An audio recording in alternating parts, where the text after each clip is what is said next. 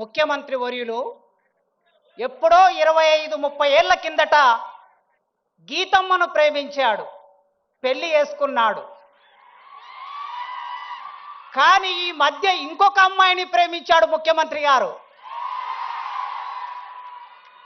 విద్య అనే పేరు కలిగిన అమ్మాయిని ప్రేమిస్తున్నాడు. విద్య, వారు ప్రతి ఉపన్యాసంలో విద్య గురించి మాట్లాడుతున్నారు. నిన్న గ్లోబల్ సమ్మిట్లో కూడా విద్య గురించి మాట్లాడారు. ఆ విద్య అనే అమ్మాయిని ప్రేమిస్తున్నారు. ఆ ప్రేమ వారి గొంతులో ప్రాణం ఉన్నంత వరకు కొనసాగించాలని ఒక టీచర్గా కోరుకుంటున్నాను. మేము ఆగస్టు నెలలో మన విశ్వవిద్యాలయ వైస్ ఛాన్సలర్ గారు కుమార్ గారు నేను కలిసి ఒక అపాయింట్మెంట్ అడిగాం. సాంఘిక సంక్షేమ శాఖ మంత్రివర్యులు అడ్లూరి లక్ష్మణ్ గారి ఆధ్వర్యంలో మేము ముగ్గురం వెళ్ళి సీఎం గారిని, అన్నా ఒక్కసారి ఉస్మానియా విశ్వవిద్యాలయానికి రండి, అక్కడ ఉన్న సమస్యలు చూడండి, ఆ సమస్యలను పరిష్కరించడానికి ఒక ఆలోచన చేయండి, మీరు తలుసుకుంటే విశ్వవిద్యాలయం రూపురేఖలు మారుతాయని మేము ఒక రిక్వెస్ట్ పెట్టగానే ఆయన ఒక మాట అన్నాడు, వైస్ ఛాన్సలర్ గారు, మంత్రి గారు, ప్రొఫెసర్ గారు వస్తున్నా, మీరు ఏర్పాట్లు చేసుకోండి అన్నాడు. ఇచ్చిన మాట ప్రకారం మేము సభలు పెడితే మా దగ్గరికి వస్తే మేము వారికి ఓట్లే ఇచ్చేది లేదు, మేము చందాలు ఇచ్చేది లేదు, మేము డబ్బులు ఇచ్చేది లేదు. కానీ ఇచ్చిన మాట ప్రకారం వచ్చారు.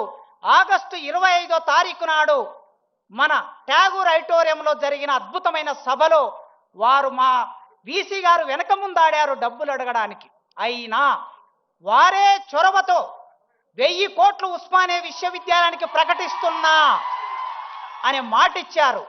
ఈ రోజుల్లో ఇచ్చిన మాట మీద నిలబడే రాజకీయ నాయకులు ఎందరండి? చాలామంది ముఖ్యమంత్రులు నేను 30 ఏళ్ల కాలంలో విద్యార్థి రాజకీయాల్లో ఇప్పుడు చూస్తూ ఉన్నాను.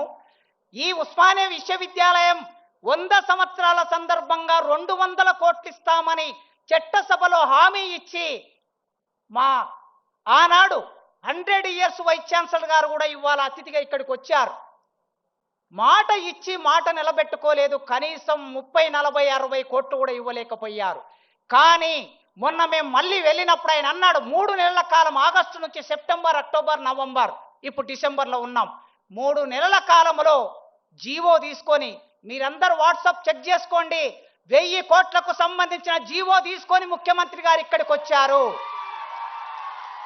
ఇచ్చిన మాట నిలబెట్టుకున్న రేవంత్ రెడ్డి గారికి ఒక టీచర్గా, విశ్వవిద్యాలయం ఒకప్పటి విద్యార్థిగా, ఈ విద్యార్థి లోకం 40,000 మంది ఈ యూనివర్సిటీలో చదువుకుంటున్నారు. మీ అందరి తరపున వారికి వందనాలు తెలియజేస్తున్నా. ఇక మిగిలింది 1000 కోట్లతో అందమైన భవనాలు 24 నెలల్లో వారు అనుకుంటే నిర్మాణం జరుగుతుంది. జీవో ఇచ్చారు గనక, డబ్బులు వచ్చాయి గనక 24 నెలల్లో ఇంజనీర్ల పని పూర్తి చేస్తారు. కానీ అన్నా, రేవంత్ అన్నను నేను మొదటి నుంచి అన్నా అని పిలవటం నాకు అలవాటు. 20 ఏళ్ల నుంచి మా స్నేహంలో భాగంగా అన్నా అనే సీఎం గారు, అన్నా భవనాలు వచ్చిన తర్వాత భవనాల్లో నాణ్యమైన విద్యను బోధించే అధ్యాపకులు కావాలన్నా మాకు. మా దగ్గర 1000 పోస్టులు ఖాళీగా ఉన్నాయి. ఇప్పటి వరకు 15 సంవత్సరాల కాలంలో ఒక్క పోస్టు కూడా భర్తీ కాలేదు. మా విద్యార్థులు మీరు ఎప్పుడు అంటూ ఉంటారు, నాణ్యమైన విద్య కావాలంటారు. నాణ్యమైన విద్య కావాలంటే నాణ్యమైన విద్య బోధించే అధ్యాపకులు కావాలి. ఈ వేదిక మీద నుంచి నేను సవినయంగా కోరుకుంటున్నా, అధ్యాపకుల రిక్రూట్మెంట్కు సంబంధించి ఒక 15 రోజుల్లో మీరు ప్రాసెస్ మొదలు పెడతారని, మీరు మాట ఇస్తారని కోరుకుంటున్నాను. తప్పనిసరిగా చివరికి ఒక్క మాట చెప్పి ముగిస్తా.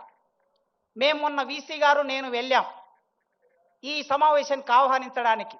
వారే ఒక మాట అన్నారు, ప్రొఫెసర్ గారు, ఢిల్లీలో జేఎన్యూ ఉన్నది, మరొక చోట ఆక్స్ఫోర్డ్ ఉన్నది, ఇంకొక చోట స్టాన్ఫోర్డ్ ఉన్నది.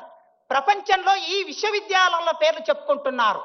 మరి తెలంగాణలో హైదరాబాద్ నగరంలో 100 సంవత్సరాలు పూర్తి చేసుకున్న ఈ ఉస్మానియా విశ్వవిద్యాలయం పేరు వాటిలాగా చెప్పుకోవాలి కదా అన్నారు.